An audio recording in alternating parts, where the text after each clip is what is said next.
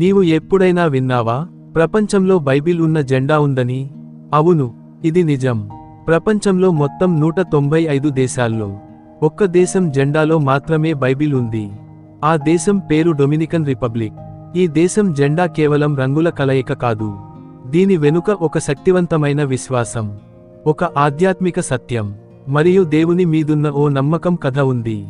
Dominican republic జెండా చూస్తే నీలం, ఎరుపు, తెలుపు రంగులతో కూడిన ఒక అందమైన రూపం కనిపిస్తుంది.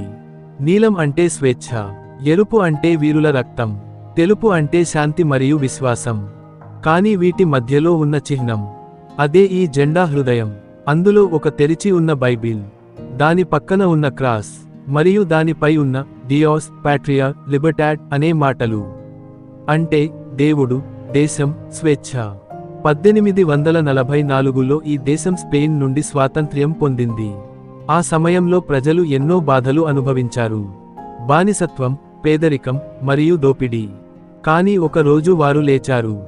దేవుని సత్యం కోసం, స్వేచ్ఛ కోసం. వారు నమ్మారు, మన స్వాతంత్ర్యం మన బలంతో కాదు, దేవుని సత్యం వల్లే వస్తుంది.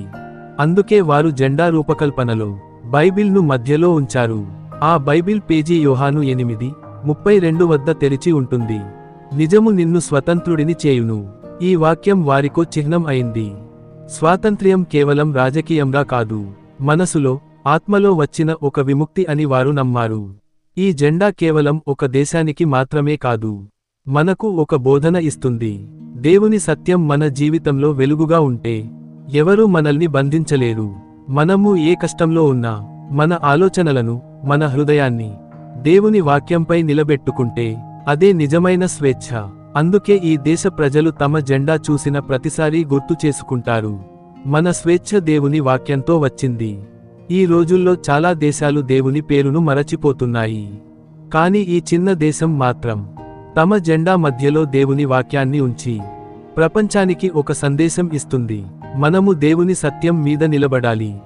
మన జీవితంలో కూడా అలాగే బలహీనత, భయం లేదా నిరాశ వచ్చినప్పుడు బైబిల్లో ఉన్న సత్యం మనకు బలమవుతుంది. సత్యం మనల్ని విడిపిస్తుంది. దేవుడు మనల్ని నిలబెడతాడు. ప్రపంచంలో బైబిల్ ఉన్న జెండా ఒక్కటే, డొమినికన్ రిపబ్లిక్. అది కేవలం ఒక దేశపు గుర్తు కాదు, దేవుని సత్యానికి ఉన్న గుర్తు. నిజము నిన్ను స్వతంత్రుడిని చేయును. యోహాను 8:32. ఇలాంటి అద్భుతమైన బైబిల్ ఫ్యాక్ట్స్ కోసం లైక్ చేయండి, షేర్ చేయండి, సబ్స్క్రైబ్ చేయండి.